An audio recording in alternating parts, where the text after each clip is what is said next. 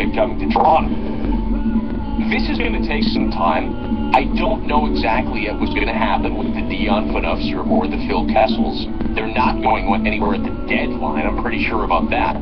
But it's about maximizing assets. Don't forget that Mike Santorelli was a guy that was signed to a one-year deal for this reason alone, and he ends up getting you Brendan Leipzig, who he was a third-round pick in Nashville back in 2012. He's 20 years old, turns 21 this spring. I watched him play in the Western Hockey League. This is the first round pick is great, and it's all about bullets in the chamber.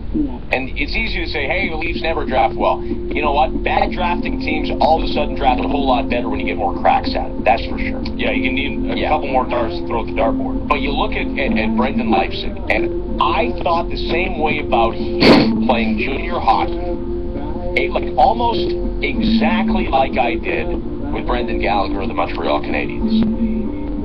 Not the biggest, not the most skilled, but he has that X factor. Like Gallagher was a 5th round pick of the Habs, but he may as well have been a 1st round pick because he was always going to play. He was always going to find a way. It was the same with Brad Marchand. It was the same with Tyler Johnson, who was undrafted playing for the Spokane Chiefs. All of these guys have turned into above-average NHL players. And a year ago, 2 years ago, I thought the exact same thing about Brendan Leipzig, who was exactly the type of player that the Maple Leafs need. And Gallagher, you look at the numbers in junior, they're very similar between Gallagher and Leipzig. Playing for the Giants, Gallagher seemingly every season racked up close to 100 penalty minutes and close to 100 points. Yeah. And Leipzig, the career path has really kind of gone the same. Yeah, it's very similar. Leipzig, a guy who would take his penalties over 100 penalty minutes twice in the dub and led the Western League in scoring in 2012-2013 with 120 points. So, yeah, I can see the comparison. Plus, he drank out of an opposing goalie's water bottle, which is hilarious. The glass half empty kind of guy would say, okay, but you look at Brad Ross, who the Leafs took in the 2nd round, he played the same system in Portland. He put up big numbers and big penalty minutes in Portland, playing with good players. Yeah, that's a fair point. But Leipzig already has put up 35 points in 47 games this year in the American League, something that Brad Ross has not been able to even come close to. Top 5 in rookie scoring in the American League in his first pro season, just 1 point back of Brown. Yeah, so having a pretty good year with the Admirals, one of like 5 teams named the Admirals, I think, in the American League. So I like the deal a lot. Right, in comes your 1st round pick, in comes a prospect that all of a sudden is going to rank in the Maple Leafs top 3, top 4 prospects when it's all said and done. There are deeper questions, obviously. One of them is Cody Franson. Is this a guy that was classically mismanaged by the Toronto Maple Leafs? You had to move him yesterday. But was this a guy that should be locked up to a Jake Gardner type of contract 1, 2 years ago? And Mike Santorelli, they got great value for him. He's not a good guy, and he's a great hockey player, but I just don't think it usually doesn't. No, but is he a guy you target? I'd be comfortable with that. Draw the baseball analogy, it's the John Lester thing, right? Like the Red Sox thought they could deal him away and bring him back. Yeah, not that star quality, though. He's not like a big goal scorer. If you look at the guys like Ryan Riley that lost that Tuesday, where he scored that one big goal. Yeah, you have a big playoffs with Nashville, you're getting paid. Sure, and it's it's a lot of the landscape, but Ryan Riley with what they do, what they decide to do, Phil Kessel, and what they're able to do with Dion Phaneuf, and how their cap space, how their structure changes this offseason, because those are off-season moves.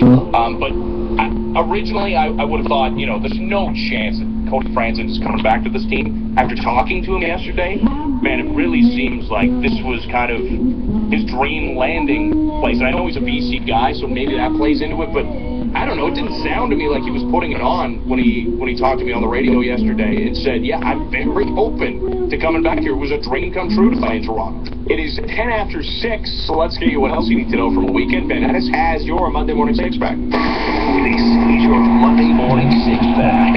6 things you need to start your day. All right, number 6. It is Toronto. It's not Calgary or wherever, Weyburn, Saskatchewan, but it's very cold. Alaska. It's not Alaska. It's minus 22 right now. Cold warning alert.